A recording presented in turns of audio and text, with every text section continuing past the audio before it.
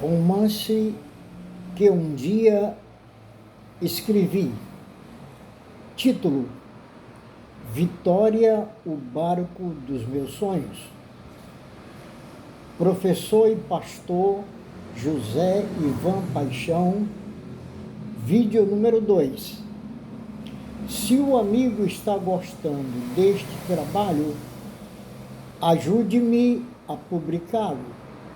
Meu contato é 88996-590-384, repito, 88996-590-384, Rua Coronel Bento Alves, 309, Fazendinha, Itapipoca, Ceará, onde temos pronto um ambiente para reuniões de cunho didático, para aulas ou palestras. Salmo 8, versículos 8 e 9. Alongaste de mim os meus conhecidos, fizeste-me em extremo abominável para eles. Estou fechado e não posso sair. A minha vista desmaia por causa da aflição. Senhor, tendo clamado a Ti todo dia, tenho estendido para Ti as minhas mãos.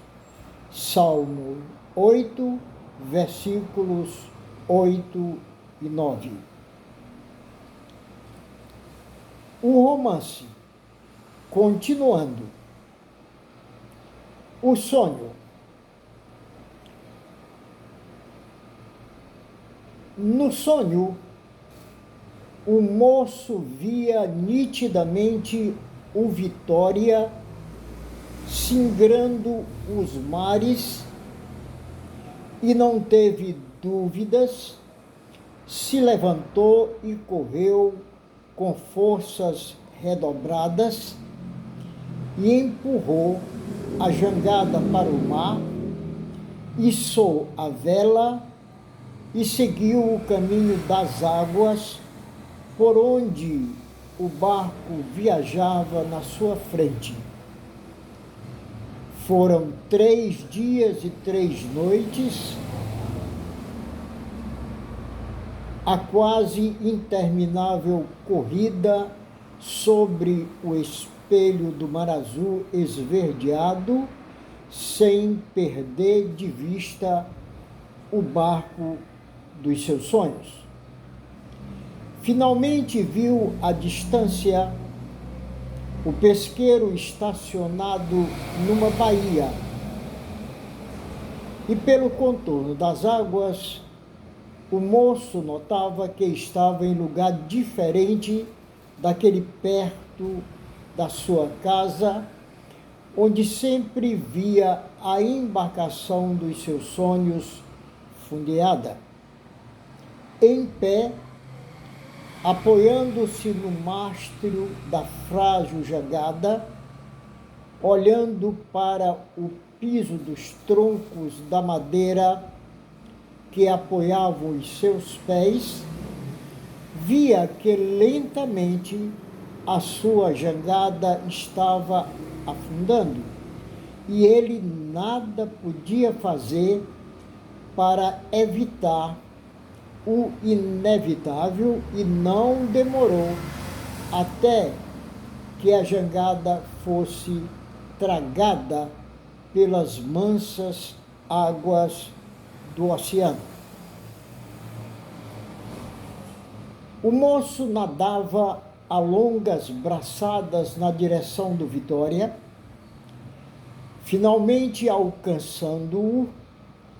Em seguida, fortemente na corrente que descia para o fundo da baía, onde a âncora estava fundeada, ele se agarrou e pela corrente conseguiu subir até alcançar uma corda, pela qual finalmente adentrou ao convés.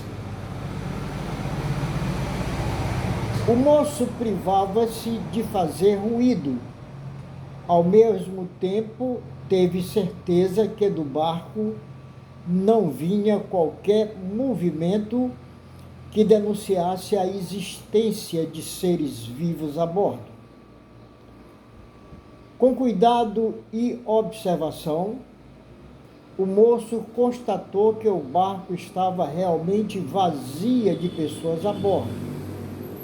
Sem a jangada, porque esta foi tragada pelo mar, o moço entendeu que o barco de pesca, a partir daquele momento, lhe pertencia, uma vez que aquele era o barco dos seus sonhos. O moço entrava e saía nas várias dependências da embarcação, subia e descia do convés para o porão e vice-versa, sem nada saber fazer, pois não entendia como pôr os motores do barco para funcionar. Portanto, estava a bordo do seu barco sem saber conduzi-lo. Estava com fome e na cozinha encontrou bastante alimento, saciando o incômodo mal-estar, pois há 3 dias e 3 noites nada havia comido. Foi até o convés e viu um pequeno barco se aproximando, e aos gritos, o novo proprietário do Vitória, acumulando também a função de comandante, passou a indagar: são trabalhadores do mar? Responderam os 4 homens numa só voz: somos. Para onde vão? Indagou o moço. Procuramos trabalho, responderam os homens. Subam. Determinou o jovem, descendo a escada do pesqueiro, a qual ele já conhecia anteriormente. Os 4 homens mal haviam subido para o interior do barco de pesca, tal como a jangada, o mar tragou também o pequeno barco que há poucos minutos os homens ocupavam. E com o fato ficaram todos assustados, exceto o moço, que antes havia perdido a jangada do mesmo modo. Sem maiores delongas, os 4 recém-ocupantes da embarcação, como se a conhecesse há tempos, tomaram os seus postos, e em poucos minutos os motores estavam funcionando. Em seguida, a âncora recolhida, o convés posto em ordem, os purões recebendo os primeiros bafejos que as máquinas sopravam, garantindo para breve o resfriamento total, capaz de manter os pescados em perfeito estado de conservação por longo período.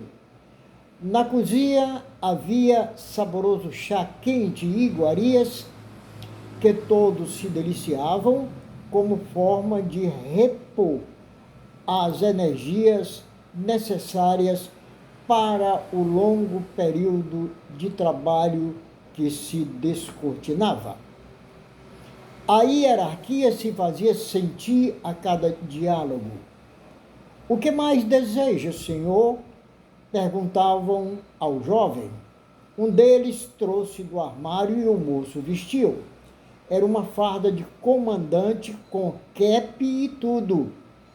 Os demais usavam uniformes de marujos, sendo que o mais velho trazia fitas na manga da farda, tornando-se o intermediário entre o comandante e os inferiores.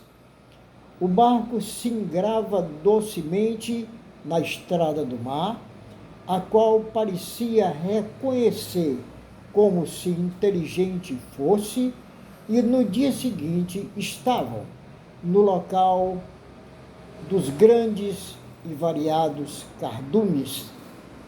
Gritos, ações, comando, o vai e vem da tripulação e os primeiros peixes saltitavam no convés, eram grandes e pareciam todos do mesmo tamanho, do mesmo peso, da mesma cor.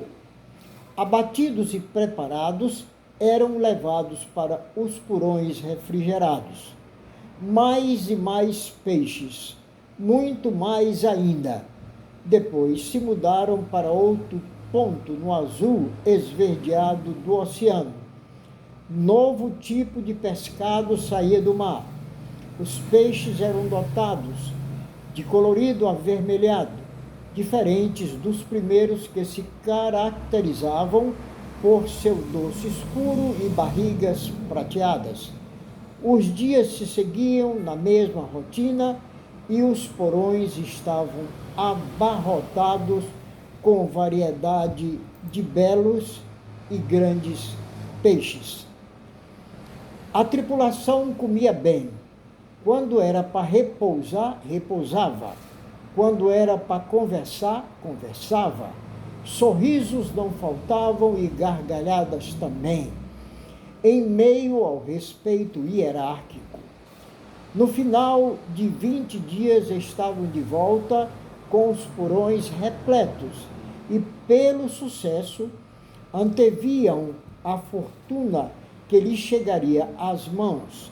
Na verdade, tudo pertencia ao jovem proprietário do barco de pesca, do qual era também o capitão.